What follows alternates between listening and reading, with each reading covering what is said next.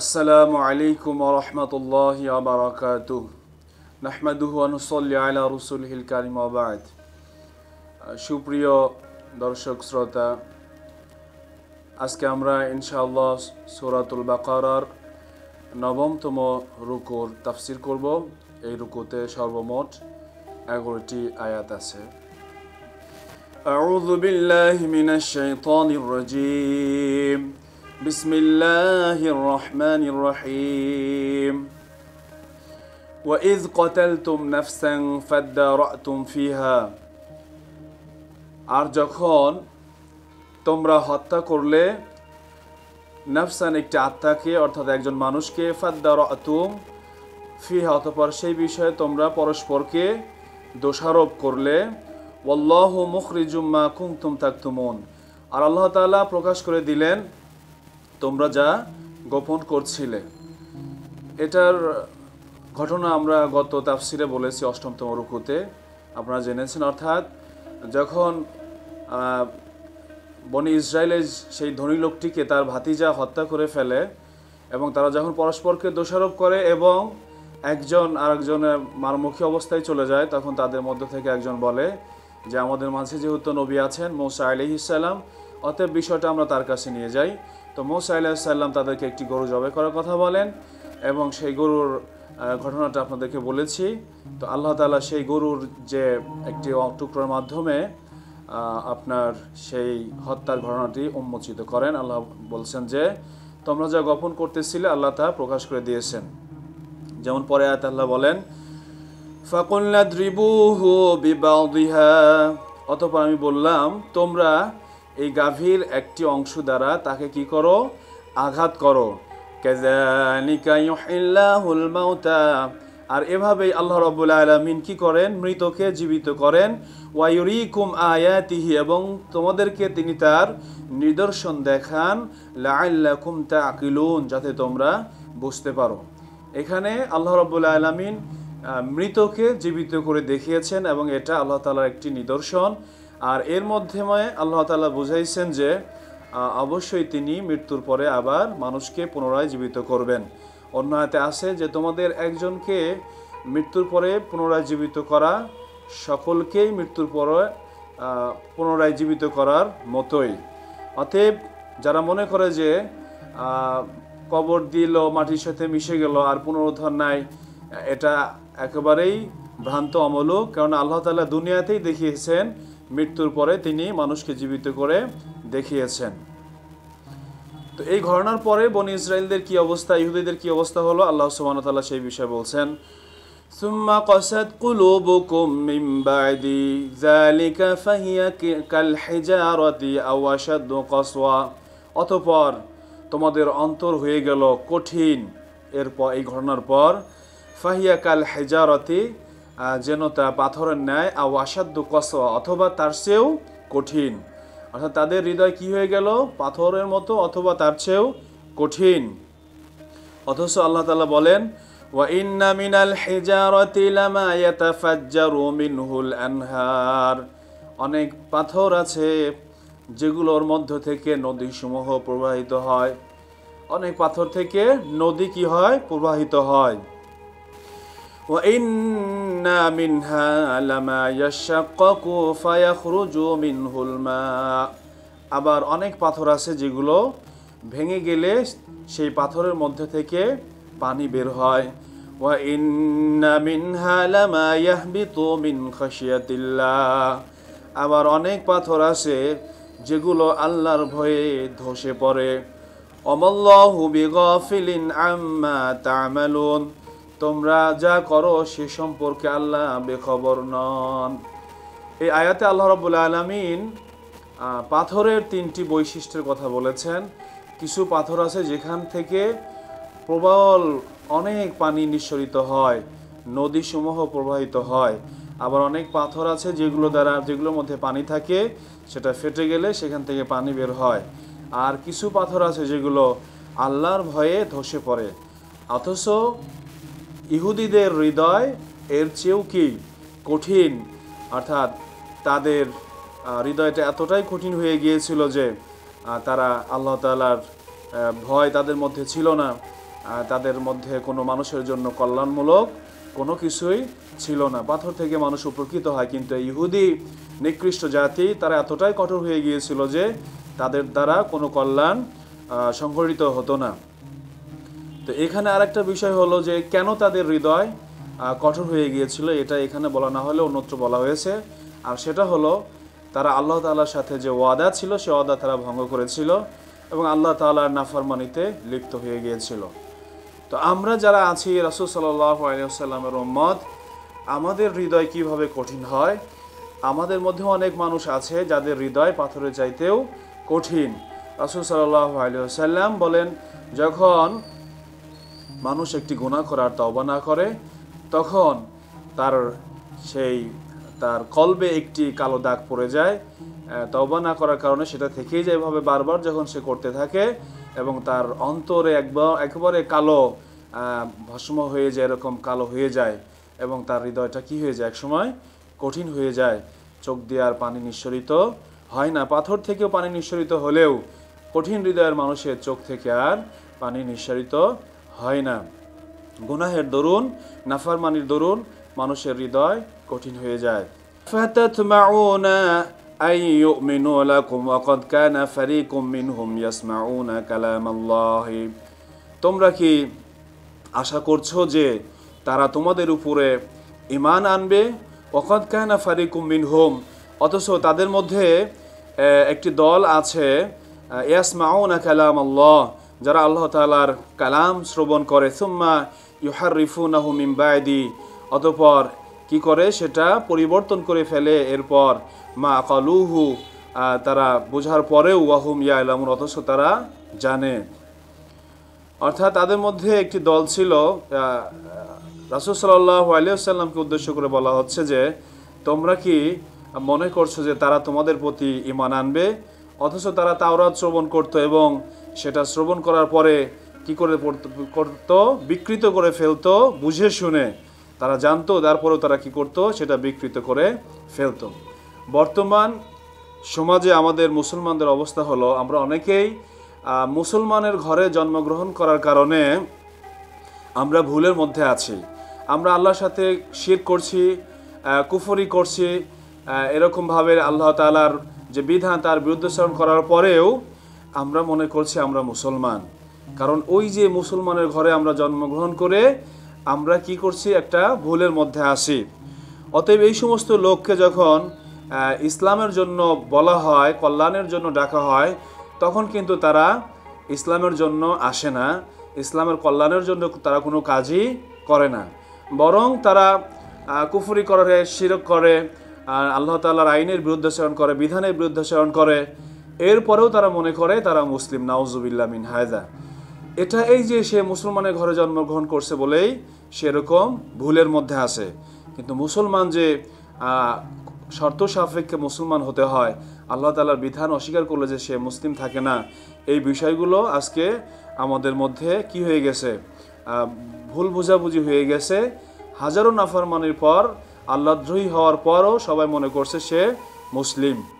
তো তাদের মধ্যে এরকম ছিল বনি ইসরায়েলের মধ্যে, তারা জেনে বুঝে কোরআন তাওরাত শোনার পরেও তারা সেটাকে বিকৃত করে ফেলতো এবং তাদের কাছ থেকে কখনোই তারা মুমিন হবে এটা আশা করা যেত না। وَإِذَا لَقُوا الَّذِينَ آمَنُوا قَالُوا آمَنَّا, আর তাদের মধ্যে আরো একটি দল ছিল যারা মুমিনদের সাথে যখন সাক্ষাৎ হতো তারা বলতো আমরা ঈমান এনেছি। وَإِذَا خَلَا بَعْضُهُمْ إِلَى بَعْضٍ, আর যখন তারা নিভৃতে আড়ালে গোপনে একজন আরেকজনের সাথে মিলিত হতো, ক্বালু, তারা বলতো, আতুহাদ্দিসুনাহুম বিমা ফাতাহাল্লাহু আলাইকুম, তোমরা কি তাদের নিকট ওই সমস্ত কথা তোমরা বর্ণনা করো যা আল্লাহ তোমাদের জন্য উন্মুক্ত করেছেন, লিউহাজ্জুকুম বিহি ইনদা রাব্বিকুম, যাতে করে তারা তোমাদের সাথে তর্কে বিতর্ক করে তোমাদের রবের নিকট। আফালা তাকিলুন, তোমরা কি বুঝো না? অর্থাৎ তাদের মধ্যে একটি দল ছিল মুনাফিক, যারা ইমানদারদের সাথে মিলিত হওয়ার সময় বলতো যে আমরা মুমিন, আমরা ঈমান এনেছি। আর যখন নিজেরা মিলিত হতো তাদের একদল বলতো যে তোমরা কি তাদের কাছে ওই কথা বলো যেটা আল্লাহ তোমাদের জন্য উন্মুক্ত করে দিয়েছেন, অথচ এই তাদেরকে বলে দিলে তারা কি করবে? আমাদের বিরুদ্ধে আরও তর্ক বিতর্ক করবে। আব্দুল্লাহ ইবনে আব্বাস রাদিয়াল্লাহু তাআলা আনহুমা আয়াতের তাফসিরে বলেন যে তাদের তাওরাতে যেহেতু লেখা ছিল যে মুহাম্মদ সাল্লাল্লাহু আলাইহি ওয়াসাল্লাম শেষ রাসূল, এবং তারা আরবদের উপরে বলতো যে আমাদের অচিরেই একজন নবী প্রকাশ পাবে, যার মাধ্যমে, যার সাহায্য নিয়ে আমরা তোমাদের উপর বিজয়ী হব। তো এই কথাটাই যেন তারা আরবদের কাছে না বলে, তাহলে তো তারা কি করবে? তাদের কাছে বিষয়টা খোলাসা হয়ে গেলে তারাই তাদের বিরুদ্ধে কি করবে? তর্ক বিতর্ক করবে। তো এখানে আমাদের অবস্থা এরকম আছে যে বিষয়গুলো, অনেক বিষয় আছে যারা আজকে উলামায়ে সু যারা, তারা জাতি থেকে গোপন রেখেছে, যাতে করে জাতি তাদের গুমর, তাদের যে এই ধান্দা, এটা যেন জাতি ধরতে না পারে। এই জন্য তারা অনেক বিষয় কি করে? এই সাধারণ জনগণ থেকে, সাধারণ মুসলিম থেকে সেই বিষয়গুলো তারা গোপন রাখে। পরবর্তী আয়াতে আল্লাহ তাআলা সেই বিষয়টি আলোকপাত করেছেন। আওয়ালা ইয়ালামুনা আন্নাল্লাহা ইয়ালামু মা ইউসিররুনা ওয়া মা ইউলিনুন। আর তারা যা আওয়ালা ইয়ালামুনা আন্নাল্লাহা ইয়ালামু মা ইউসিররুনা ওয়া মা ইউলিনুন, আল্লাহ অবশ্যই কি করেন? জানেন তারা যা গোপন করে এবং তারা যা প্রকাশ করে, সেটা কি করেন? আল্লাহ অবশ্যই সে বিষয়গুলো জানে। অর্থাৎ এই যে তারা বিষয়গুলো গোপন করছে বা মনে করতেছে এটা গোপন করার পরেও মনে হয় সমস্যা নেই, কিন্তু আল্লাহ সুবহানাহু ওয়া তাআলা তো তাদের সব বিষয়গুলো কি করেন? জানেন। ومنهم أميون لا يعلمون الكتاب إلا أماني وإن هم إلا يظنون। আর যারা নিরক্ষর, লা ইয়ালামুন আল কিতাবা, তারা কিতাব সম্পর্কে কিছুই জানে না, তবে ইল্লা আমানিয়া তারা কি করে? আকাঙ্ক্ষা করে, আশা করে। ওয়া ইন হুম ইল্লা ইয়াযুন্নুন, আর তারা কেবল ধারণা করে। অর্থাৎ ওই বনি ইসরায়েলের মধ্যে যারা নিরক্ষর ছিল, তারা কিতাবের ব্যাপারে কিছুই জানতো না, কিন্তু তারা শুধু কি করত? তামান্না করত, আকাঙ্ক্ষা করত এবং ধারণা করত। যেমন ইহুদি এবং খ্রিস্টানরা বলতো যে জান্নাতে শুধুমাত্র ইহুদি এবং খ্রিস্টানরাই যাবে, আবার তারা বলতো যে আমরা জাহান্নামে মাত্র কিছু সময়ের জন্য অবস্থান করব। তো দেখেন আজকে সেই ইহুদি জাতির সাথে আমাদের কতটা মিল। আজকে যারা সাধারণ মুসলিম, তারাও কিন্তু কোরআনের ব্যাপারে একেবারে অজ্ঞ, তারা কোরআনের ব্যাপারে কোনো কিছুই জানে না, অথচ আল্লাহ তাআলা কোরআনের ব্যাপারে জানার জন্য নির্দেশ দিয়েছেন। এবং তারা কিন্তু এই যে কোরআন তথা দ্বীনের ব্যাপারে তারা একেবারেই অজ্ঞ। আজকে মেজরিটি মুসলিম, অধিকাংশ মুসলিম কোরআনের ব্যাপারে, দ্বীনের ব্যাপারে, ইসলামের ব্যাপারে অজ্ঞ, কিন্তু তারা ধারণা করে, কিন্তু তারা তামান্না করে আমরা যা করছি এর বিনিময়ে আমরা কি করব? জান্নাতে প্রবেশ করতে পারবো, আমরা যা করছি আমরা সঠিক পথের উপরে আছি। বৃহত্তর যে মুসলিম যে একটা অংশ আছে, তারা আল্লাহ তাআলার নাফরমানি করছে, ইসলামী শাসন ব্যবস্থার বিরোধিতা করছে, খেলাফা ব্যবস্থার বিরোধিতা করছে, এবং সরাসরি যারা ইসলাম প্রচার করছে তাদের বিরোধিতা করছে, তাদের সাথে শত্রুতা পোষণ করছে। এই শ্রেণীর লোকের যদিও তাদের দ্বীনের ব্যাপারে, কোরআনের ব্যাপারে, হাদিসের ব্যাপারে কোনো জ্ঞান নাই, কিন্তু তারা ধারণা করে এত কিছু করার পরেও আজকে তারা জান্নাতি, তারা সফল, তারা মুসলিম। সেই বনি ইসরায়েল ইহুদিদের মতো তারাও মনে করতো ইহুদি এবং খ্রিস্টানরাই জান্নাতে যাবে, আর কেউ জান্নাতে যাবে না। আর বর্তমান সমাজের মুসলমান তারাও মনে করছে আমরা যা কিছুই করছি না কেন, কোরআনের বিরোধিতা করছি, হাদিসের বিরোধিতা করছি, ইসলামের বিরোধিতা করছি, ইসলামী শাসন ব্যবস্থার বিরোধিতা করছি, আল্লাহ তার রাসূলের বিরোধিতা করছি, এরপরেও আমরা মুসলিম, আমরা জান্নাতে যাব। এ আশায় গুরেবালি কখনোই, এই তামান্না, এই আকাঙ্ক্ষা পূরণ হওয়ার নয়। অবশ্যই পরিপূর্ণভাবে ইসলামে দাখিল হতে হবে, ইসলামের বিরোধিতা করা যাবে না। ফাওয়াইলুল লিল্লাযিনা ইয়াকতুমুনাল কিতাবা বিআইদিহিম, আল্লাহ তাআলা বলতেছেন দুর্ভোগ তাদের জন্য যারা কি করে? নিজ হাতে কিতাব লেখে। সুম্মা ইয়াকুলুনা হাযা মিন ইনদিল্লাহ, অতঃপর তারা বলে এটা আল্লাহ তাআলার পক্ষ থেকে লিয়াশতারু বিহি সামানান কলিলা, আর এটা তারা বিক্রয় করে সামান্য বিনিময়ে, সামান্য মূল্যের বিনিময়ে। ফাওয়াইলুল লিল্লাহুম মিম্মা কাতাবাত আইদিহিম, দুর্ভোগ তাদের জন্য তারা যা লিখেছে তার জন্য, এবং তারা যা ওয়াইলুল লাহুম মিম্মা ইয়াকসিবুন, এবং তারা যা অর্জন করেছে তার জন্য। এখানে বনি ইসরায়েলের ওই সমস্ত আলেমদের কথা বলা হচ্ছে যারা নিজেদের মন গড়া কথা লিখে তারা জনগণকে গিয়ে বলতো এটা আল্লাহর কালাম, এবং তারা অল্প মূল্যে সেটা বিক্রি করত। আল্লাহ তাআলা বলতেছেন এদের জন্য দুর্ভোগ। দুর্ভোগের যে ওয়াইলুন শব্দটি এইখানেই প্রথম কোরআনে আসছে, যদিও আরও অনেক জায়গায় আছে, কিন্তু প্রথম শুরু হয়েছে এইখান থেকেই।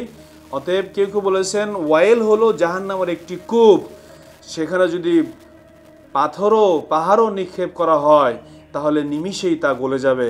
তো যারা এই কাজগুলো করছে, যে আল্লাহ নিজেদের কথাগুলোকে আল্লাহর কথা বলে চালিয়ে দিয়েছে, তাদের জন্য অবস্থা। প্রিয় ভাইয়েরা আমার, প্রিয় মুসলিম শ্রোতা, আমরা আজকে যদি সেই বনি ইসরায়েলের আলেমদের সাথে বর্তমান যুগের আলেমদের দেখি, আমরাও দেখব তারাও এই কাজগুলো, অনেকে পেট পূজারী, স্বার্থান্বেষী, ধান্দাবাজ, আজকে দুনিয়াদার উলামায়ে সু যারা, তারা এই কাজগুলো করছে। যেটা আল্লাহ বলেন নাই সেটা আল্লাহর কথা বলে চালিয়ে দিচ্ছে। যেহেতু মানুষ বুঝতে পারতেছে না, তারা এই বিষয়টা অনুসন্ধান না করার কারণে তারা সেটাকে আল্লাহর কথা বলেই বিশ্বাস করে নিচ্ছে। প্রিয় হাজিরিন, তো রাসূলের কথা, নিজের কথাকে রাসূলের কথা বলে চালিয়ে দিচ্ছে। তারা সরাসরি কোরআনের আয়াত লিখতে পারতেছে না, কেননা আল্লাহ রাব্বুল আলামিন কোরআন হেফাজতের দায়িত্ব নিয়েছেন। ইন্না নাহনু নাযালনা যিকরা ওয়া ইন্না লাহু লাহাফিযুন। যে কারণে তারা আয়াত লিখতে পারতেছে না, কিন্তু আয়াতের যে ব্যাখ্যা, সেই ব্যাখ্যা আজকে তারা বিকৃত করে জনগণের কাছে উপস্থাপন করে তারা দুনিয়া উপার্জন করছে, দুনিয়া কামাই করছে। একটা উদাহরণ দিলেই বুঝবেন। দেখেন, বর্তমান যে আজকে রবিউল আউয়াল মাস, তো এই মাসে আজকে এক শ্রেণীর যারা ধান্দাবাজ, স্বার্থবাজ আছে, উলামায়ে সু যারা আছে, তারা কি করছে? তারা মনে করছে টাকা পয়সা তুলে মিলাদ কিয়াম করলেই আশেকে রাসূল হওয়া যাবে। অথচ তাদের মুখ থেকে একটা কথাও বের হচ্ছে না যে রাসূল সাল্লাল্লাহু আলাইহি ওয়াসাল্লাম এই জমিনে আল্লাহর বিধান, কুরআনিক শাসন প্রতিষ্ঠা করতে গিয়ে তার দাঁত মোবারক শহীদ হয়ে গিয়েছেন। তার মাথার মধ্যে যে আংটা করা, শিরস্ত্রাণের করা তার মাথার মধ্যে প্রবেশ করেছিল। অসংখ্য জুলুম নির্যাতন তিনি সহেছেন। তার অসংখ্য সাহাবে কেরাম দুনিয়া থেকে জীবন দিয়ে চলে গেছেন। এগুলো আজ তাদের মুখ দিয়ে বের হয় না। দ্বীর প্রতিষ্ঠার কথা তাদের মুখ দিয়ে বের হয় না। তারা জনগণকে বোঝায়, তুমি নবীজির সামনে দরুদ পড়ো, মিলাদ পড়ো, টাকা পয়সা তুলে অনুষ্ঠান করো, এটাই হলো আশেকে রাসূলের বড় পরিচয়। এই যে মানুষকে ভুল বোঝানো। অথচ একজন আলেমের কাছ থেকে দাবি ছিল যে এই জমিনে রাসূল সাল্লাল্লাহু আলাইহি ওয়াসাল্লাম, সাহাবে কেরাম যেভাবে আল্লাহর বিধান কায়েম করে গিয়েছেন, নিজেদের শরীরের তাজা রক্ত জমিনে ঢেলে দিয়ে তারা আল্লাহর বিধানকে প্রতিষ্ঠা করেছেন, আল্লাহর বিধান দিয়ে মানুষকে তারা শাসন করেছেন, সেটা কিন্তু আজকে তাদের মুখ দিয়ে বের হয় না। কারণ এটা বের হলে তাদের খোরাক কমে যাবে, ধান্দা কমে যাবে, জনগণ বুঝে যাবে, যে কারণে কিন্তু তারা এটা বলে না। অথচ আমাদের স্লোগান হওয়া উচিত ছিল, সকল বিধান বাতিল করো, ওহির বিধান কায়েম করো। আল্লাহ তাআলা কোরআনকে শুধু এই জন্য দেন নাই যে ঘরে কপি করে রেখে দিব। কোরআন তো দিয়েছেন আমাদের জন্য, যালিকাল কিতাবু লা রাইবা ফি হুদাল লিল মুত্তাকিন। এটা তো আমাদের পথ নির্দেশিকা। এই পথ দেখে, এই নির্দেশিকা দেখে দেখেই তো আমরা আমাদের জীবন পরিচালনা করব। রাসূল সাল্লাল্লাহু আলাইহি ওয়াসাল্লাম বলেন, আমি তোমাদের মাঝে দুটো নির্দেশিকা রেখে গেলাম, তারাকতু ফীকুম আমরাইনি লান তাদিল্লু মা তামাসসাকতুম বিহিমা কিতাবাল্লাহ ওয়া সুন্নাত রাসূলিহি। আমি তোমাদের মাঝে দুটো নির্দেশিকা রেখে গেলাম, তোমরা যদি সেই দুটো নির্দেশিকা আঁকড়ে ধরো কখনোই পথভ্রষ্ট হবে না। আর তা হলো আল্লাহর কোরআন এবং তার রাসূলের সুন্নাহ। আজকে আল্লাহর কিতাব আমরা জনগণকে বোঝাতে পারতেছি না, রাসূল সাল্লাল্লাহু আলাইহি সাল্লামের সুন্নাহ কি সেটা আমরা তাদের কাছে পৌঁছাচ্ছি না। রাসূল সাল্লাল্লাহু আলাইহি সাল্লামের সবচেয়ে বড় সুন্নাহ তো এটাই যে তিনি এই জমিনে আল্লাহর বিধান বাস্তবায়ন করেছেন। তিনি মানুষকে মানুষের গোলামি থেকে বের করে আল্লাহর গোলামিতে তিনি নিয়ে গিয়েছেন। আর আজকে আমরা পেট পূজারী উলামায়ে সু যারা আছি জনগণকে, সাধারণ মুসলমানকে সেই কথাটা কিন্তু আমরা বুঝতে দিচ্ছি না। আমরা মনে করতেছি যে দরুদ পড়ো, মিলাদ কিয়াম করো, এরপরে কি করো, এই করো সেই করো, এটা করলেই তুমি সবচেয়ে বড় আশেকে রাসূল। অথচ দিন প্রতিষ্ঠার কোনো কথা তাদের মুখ থেকে বের হচ্ছে না। এদের জন্যই হলো দুর্ভোগ, এদের জন্য হলো জাহান্নামের সেই ওয়েল নামক জায়গা, যেখানে আল্লাহ তাদেরকে শাস্তি দিবেন। রাসূল সাল্লাল্লাহু আলাইহি ওয়াসাল্লাম বলেছেন, তোমরা যদি বনি ইসরায়েলের যুগের আলেমদের দেখতে চাও, তাহলে তোমাদের যুগের ওলামায়ে সুদের দিকে তাকাও। আজকে তারা এই পন্থা অবলম্বন করছে, তারা মানুষকে সঠিক দিন থেকে দূরে রেখে বিকৃত দিন দিয়ে তারা আজকে কি করছে, মানুষকে ভুলিয়ে রেখেছে।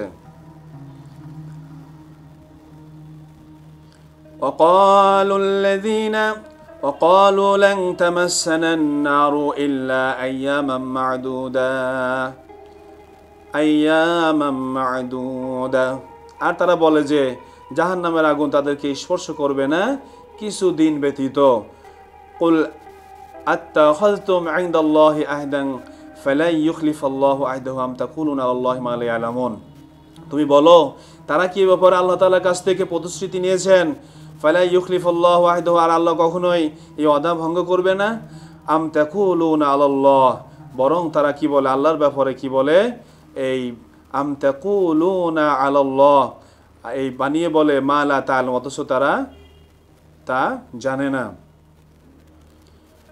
অর্থাৎ তারা এই যে বলে যে আমাদেরকে আগুন স্পর্শ করবে না কিছুদিন ব্যতীত, এই বিষয়টা কি তারা আল্লাহর কাছ থেকে প্রতিশ্রুতি নিয়েছে? আর আল্লাহ বলেছেন যে এটা তাদেরকে ওয়াদা দিয়েছেন। মূলত তারা এ ব্যাপারে কিছুই জানে না। বালা মান কাসাবা সাইয়্যাতান ওয়া হাতাত বিহি খাতিয়াতুহু ফাউলাইকা আসহাবুন নার হুম ফিহা খালিদুন। তারা যে পাপ অর্জন করেছে আর তাদের যে পাপ চতুর্দিকে ঘিরে রেখেছে, ফাউলাইকা আসহাবুন নার, তারাই হলো জাহান্নামের অধিবাসী, হুম ফিহা খালিদুন, সেখানে তারা চিরস্থায়ী হবে।